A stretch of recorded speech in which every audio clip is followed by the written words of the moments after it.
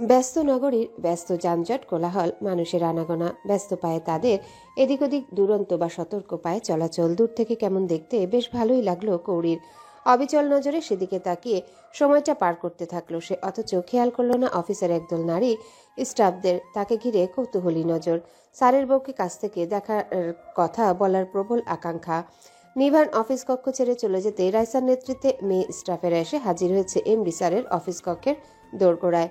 রাইসা বাদে অন্যরা এমডি স্যারের অফিস কক্ষে ঢুকতে বেশ আতঙ্কিত, দ্বিধা সংকোচ করছে। স্যার জানলে রক্ষে থাকবে না। এমডি স্যারের অনুমতিবিহীন প্রয়োজন ছাড়া ওনার রুমের আশেপাশে ঘুরঘুর বা অফিস কক্ষে প্রবেশ একদম নিষিদ্ধ। সেখানে এভাবে অযাচিত ঢুকে পড়া অশোভন, দৃষ্টিকটু, নিয়ম বহির্ভূত। সবার সিনিয়র শিলা মাহমুদা এসব বিষয়ে বেশ সতর্ক থাকে। তিনি বেশ নিম্ন অথচ দৃঢ় গলায় বললেন, রাইসা, স্যার জানলে কিন্তু বিষয়টা ভালো দেখাবে না। তিনি কিন্তু নিয়মভঙ্গ মোটেও পছন্দ করে না। শেষে কিন্তু আমাদেরকেই লজ্জায় পড়তে হবে। এভাবে অযাচিত প্রবেশ, বিষয়টা কিন্তু আমার ঠিক লাগছে না। কত সাহস জুগিয়ে বিষয়টাতে উদ্যোগ নিয়েছে সে।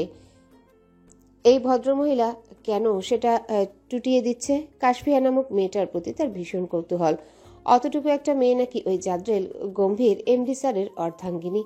যদিও গতবার মেয়েটার জন্যে স্যারের অদ্ভুত সব স্বভাব বিরুদ্ধ কাণ্ড দেখেছে, মেয়েটার প্রতি আলাদা মায়া টান খেয়াল করেছে, তবুও কি করে এতটুকু একটা মেয়ে ওই গম্ভীর মানুষটাকে সামলে চলে, যার একজন খুবই শান্তশিষ্ট তো অন্যজন দৃঢ় গম্ভীর স্বভাবের। দীর্ঘ সময় ধরে দেখে আসা প্রেম সম্পর্কে পুরো রিফ্রেশ থাকা স্যার হঠাৎ এরকম একটা বাচ্চা মেয়েকে বিয়ে করলেন। বয়স, স্বভাবে দুরকম মানুষ দুটোর কম্বিনেশন ঠিক কেমন? কৌতূহলী মনের প্রশ্ন থেকে মেয়েটাকে কাছে থেকে দেখার এবং তার সাথে কথা বলার তীব্র বাসনা জেগেছে রাইসার মনে। মনটাও কেমন আকুপাকু করছে মেয়েটার চাল চলনে, সেসব কৌতূহলী উত্তর পাওয়ার জন্যে। যা না করা পর্যন্ত রাইসার চঞ্চল মন কিছুতেই শান্ত হবে না। সে হিসিয়ে বলল, শিলা আপু, আপনি একটু বেশি হাইপার হয়ে যাচ্ছেন। আরে কুল, আমরা কি স্যারের বউকে তুলে নিয়ে যাচ্ছি নাকি নাকি তুলে নিয়ে যাওয়ার প্ল্যান করছি? আমরা জাস্ট ওনার সাথে কথা বলার, দেখা করার একটু আগ্রহ প্রকাশ করেছি। আর ওনার রুমে অনুমতিবিহীন প্রবেশ করছি কোথায়? ওনার ওয়াইফের অনুমতি নিয়েই তবে ঢুকবো। আর স্যারের ওয়াইফ মেয়েটার অনুমতিও যথেষ্ট প্রযোজ্য রুমে প্রবেশ করার জন্য। আর মেয়েটাকে আমি আগেও কাছ থেকে দেখেছি, খুব শান্তশিষ্ট, অমায়িক মানসিকতা, অহংকার, দাম্ভিকতা তার মধ্যে লক্ষ্য করিনি। শিলা মাহমুদা কেমন দ্বিধান্বিত হয়ে বলল, তবু শিলার কথা কানে না তুলে তাকে আশ্চর্য করে দিয়ে রাইসা দরজায় নক করলো। আতঙ্কিত হলো সবাই। এখানে কেন আপনারা? রাইসা দরজায় নক করে থামেনি, বরং দরজা ঠেলে মুখ বাড়িয়ে দিয়ে ভেতরে মানুষটাকে নিজের উপস্থিতি জানান দিল। তবে প্রবেশের অনুমতি চাওয়ার আগে চোখ আটকে গেল তার। কালো শাড়ি পরিহিতা, দ্বিগুল এলোকেশি, কালো চুলের অপরূপা নারীতে।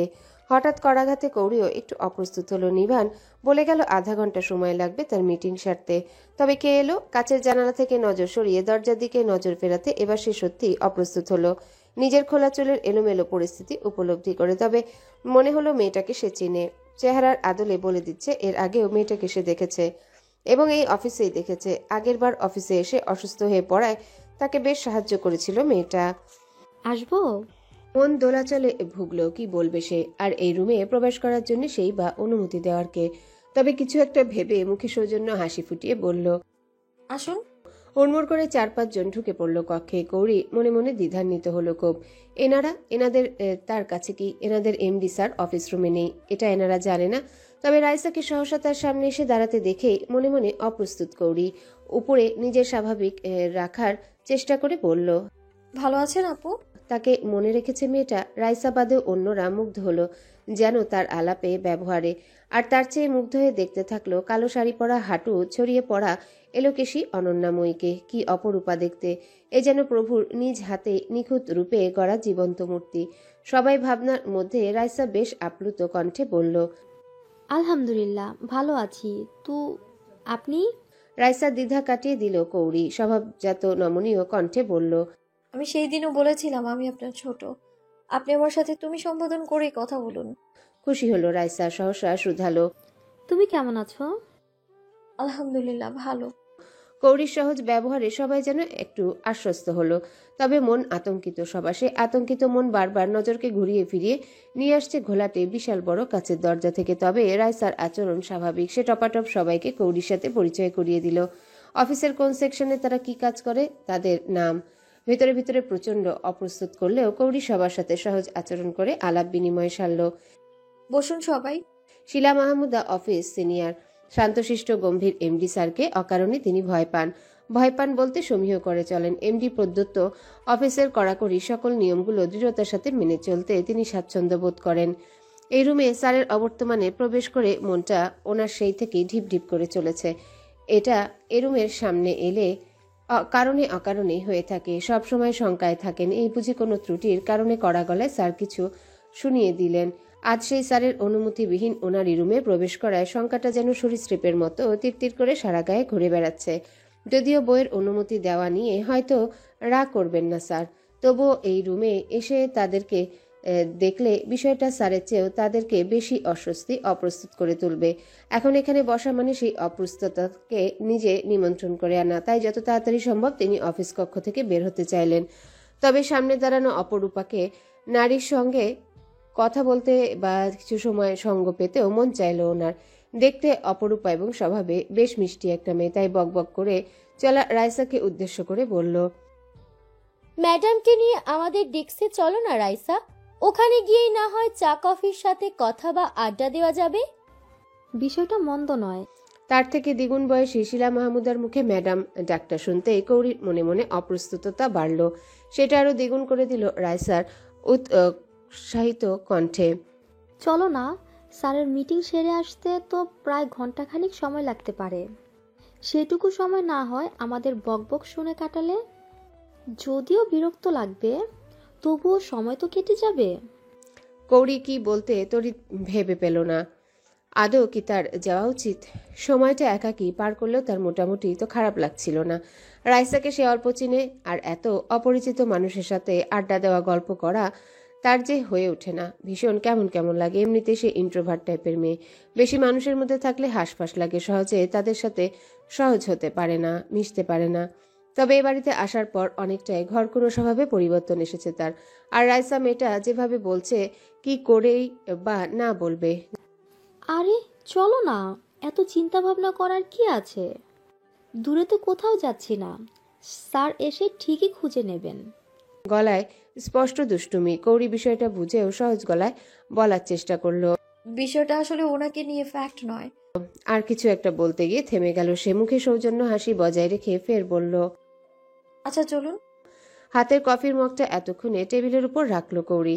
ফের চুলগুলো মুহূর্তে হাতকোপা করে নিয়ে কাটা আটকালো তাতে। চেয়ারে হেডে রাখা নিভানের ব্লেজারের উপর থেকে কালো হিজাবটা তুলে নিয়ে মুহূর্তে সেটা অভ্যস্ত হাতে মাথায় এঁটে নিল।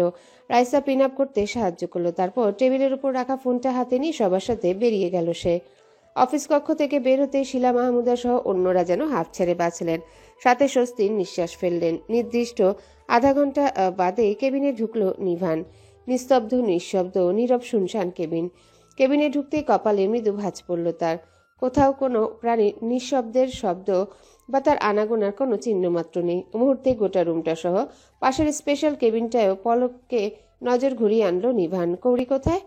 কেবিনে নেই কেন মেয়েটি? কৌরি তো এমন হুটহাট কোথাও যাওয়ার মতো মেয়ে নয়, তাও আবার না বলে। আর অফিসের বাইরে যাওয়ার প্রশ্নই তো ওঠে না। তবে অফিসের বাইরে যাওয়ার প্রশ্নই ওঠে না, বিষয়টা ভাবতে একটু স্বস্তি পেল নিভান। তাহলে মেয়েটা গেল কোথায়? হঠাৎ তীক্ষ্ণ ব্রেন কিছু একটা ভাবলো। সময় নিয়ে মুখে মৃদুমন্দ হাসি ফুটে উঠল তার, স্বস্তির হাসি। ধীর পায়ে নিজের আরামদায়ক চেয়ারটায় গিয়ে বসলো সে। টেবিলে রাখা ল্যাপটপটা টেনে কাছে নিয়ে দক্ষ হাতের আঙ্গুলগুলো ফটাফট চালালো তাতে। অফিসের সিসিটিভি নিয়ন্ত্রণ বা দেখার জন্য আলাদা অফিস স্টাফ আছেন।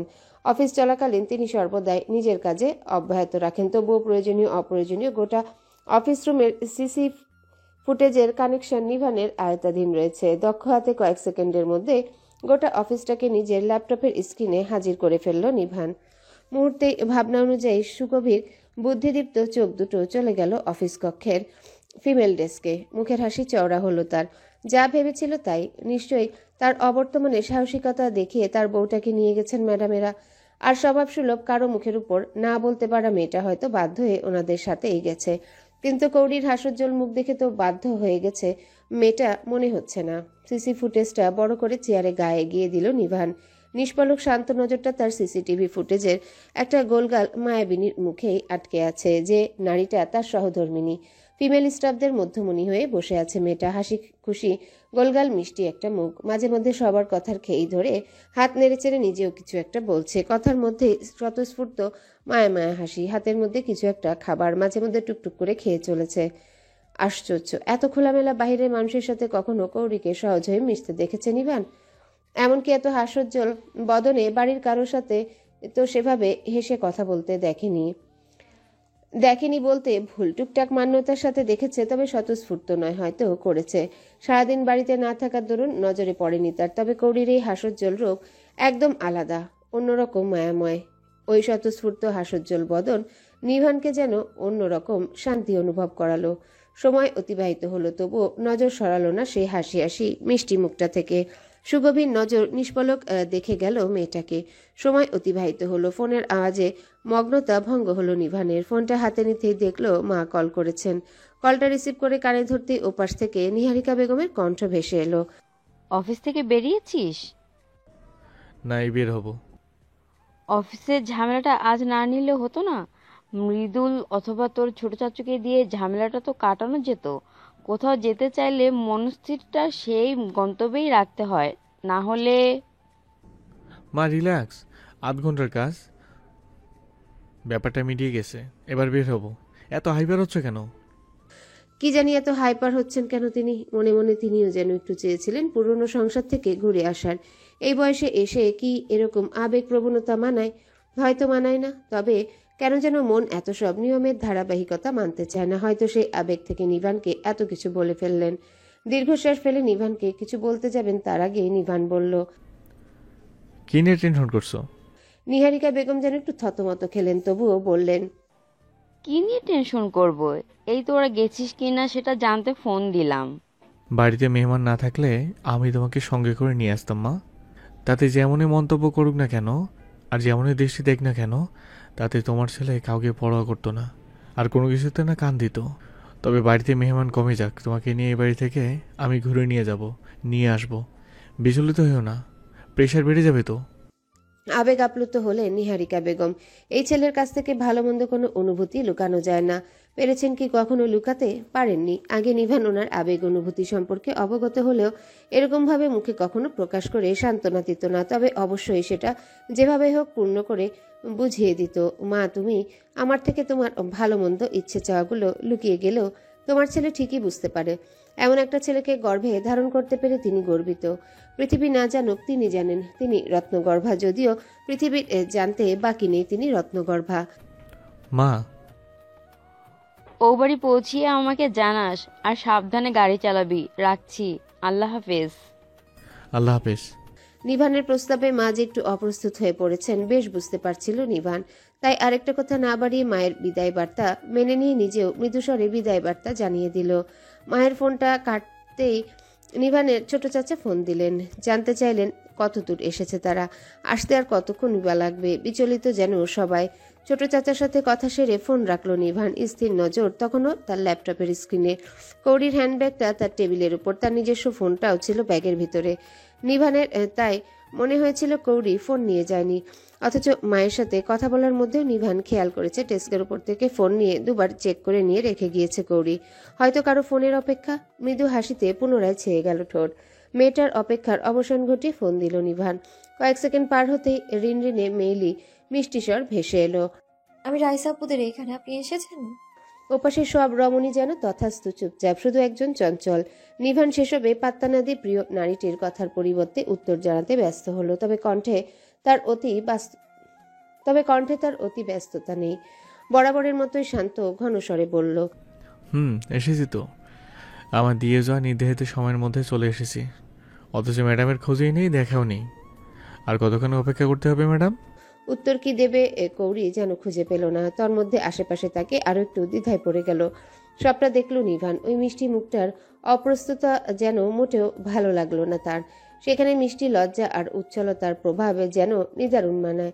নিভান সেই অপ্রস্তুততা দূরীভূত করতে শান্ত চমৎকার কণ্ঠে বলল, চলে এসো, যেতে হবে তো আমাদের। রিনরিনে মেলি মিষ্টি আওয়াজটা আবারও ভেসে এলো। আসছি, একটু ওয়েট করুন। ফোন কেটে দিল নিভান। সবাইকে বলে কৌড়ি উঠে দাঁড়াতে ফুটেজ কানেকশন অফ করে দিল নিভান। গভীর দৃঢ়পন নজরটা তার এবার অফিস কক্ষের ঘোলাটে কাচের দরজায়। সেখানে একটা ছায়া এসে হাজির হতে মুখে মৃদু হাসিটা ফিরে এলো তার। কৌড়ি মুখ বাড়িয়ে অনুমতি চাওয়ার আগেই নিভান বলল। দরজার ওপাশে দাঁড়িয়ে রাখি, কি বলো? নিভানের দুষ্টুমি কথার ভঙ্গিমা বুঝে অমায়িক হেসে কৌড়ি ভেতরে ঢুকে পড়ল। কৈফিয়তের স্বরে বলল, আপনাকে না বলে যাওয়া হয়তো উচিত হয়নি, তবে ওনাদেরও না বলতে পারিনি। ভেবেছিলাম অফিসের মধ্যে তো আছি, খুঁজে নেবেন আমায়, তাই আর ফোন দিয়ে। খুঁজে নিয়েছি তো, কৈফিয়তের কোনো প্রয়োজন নেই। উঠে দাঁড়ালো নিভান। কৌড়ির কাছাকাছি সম্মুখে এসে দাঁড়িয়ে মাথা ঝুঁকে বলল, তবে সামান্য একটু বিচলিত হয়েছিলাম এই ভেবে যে আমার এত সাধ্য সাধন করে পাওয়া শান্তশিষ্ট বউটা হঠাৎ উদয় হয়ে গেল কোথায়। নিভানের বলার ভঙ্গিমায় লজ্জা পেয়ে মাথা নিচু করে নিল কৌড়ি। সেই লজ্জা কাটিয়ে দিল প্রগাঢ় এক চুমুতে নিভান। কৌড়ির মুখটা শক্ত করে দু হাতে আজলে নিয়ে কপালে সঁপে দিল নিজের ঠোঁটে। চেপে রাখলো কিছুক্ষণ, ফের এসে কৌড়ির নাকের সাথে নিজের নাকটা ঘষা দিয়ে বলল, এভাবে কখনো আর সামান্য হলেও আমাকে বিচলিত করে দিবে না। এতটুকু হলেও নিজের অবস্থানটা কোথায় রেখেছো জানাবে।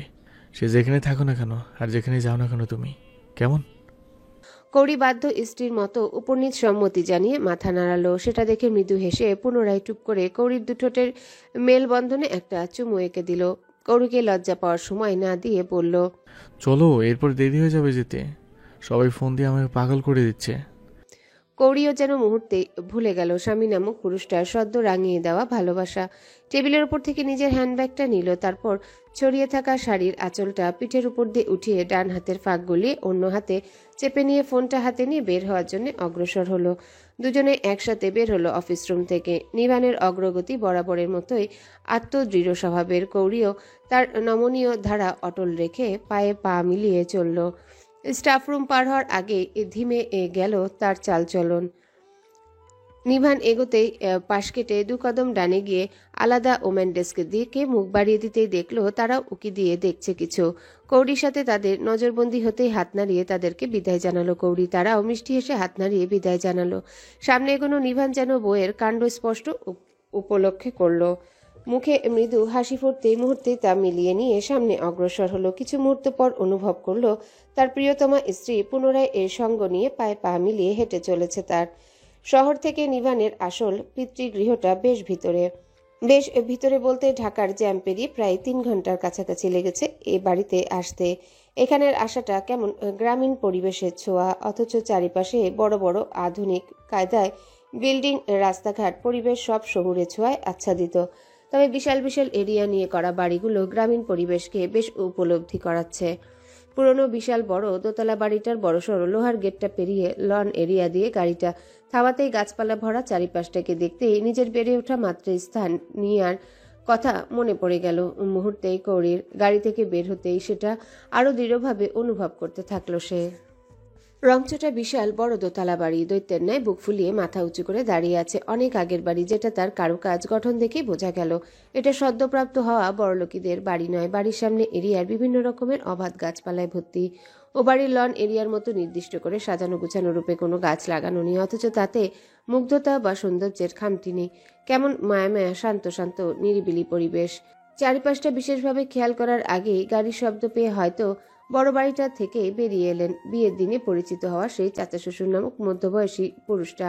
অমায়িক হেসে কুশলাদি বিনিময় করে তাদেরকে নিয়েই বাড়ির ভেতরে প্রবেশ করলেন তিনি। ভিতরে প্রবেশ করতে বাহির থেকে আরো শান্ত আরো নিরিবিলি পরিবেশ অনুভব করলো কৌড়ি। তারা বসার ঘরে প্রবেশ করতেই কোথা থেকে ছুটে এলেন সুদর্শনা এক নারী। চেহারা জৌলুসতায় তাকে নিতান্তই অল্প বয়স্ক লাগছে। বয়স ধারণা করতে পারল না কৌড়ি। তিনি এসে প্রথমে নিভানের সাথে আলাপ বিনিময়ে সারলেন, ফের কৌড়ির পাশে এসে দাঁড়িয়ে অমায়িক মিষ্টি হাসি ঠোঁটে ঝুলিয়ে বললেন, এই বুঝি আমাদের বড় বৌমা? মাশাল্লাহ। ফের নিজেই নিজের পরিচিতি জানান দিলেন, আমি তোমার ছোট চাচি শাশুড়ি হই। কেমন আছো মা? ভদ্রমহিলার অমায়িক ব্যবহারে কৌড়ি নিজেও সহজ আচরণ করলো, যদিও ভেতরে ভেতরে আড়ষ্টতায় ঘিরে আছে।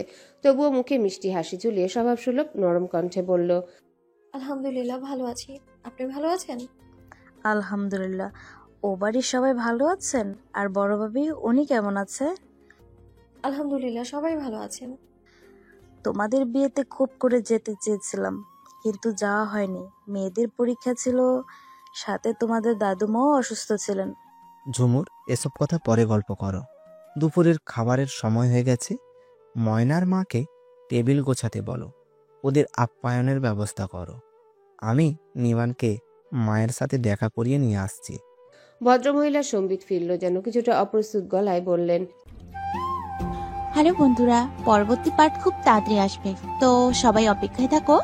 আর চ্যানেলটি যারা এখনো সাবস্ক্রাইব করোনি তারা পরবর্তী পার্ট দেখার জন্য চ্যানেলটি সাবস্ক্রাইব করে রেখো। ধন্যবাদ সবাইকে, আমাদের সাথেই থেকো।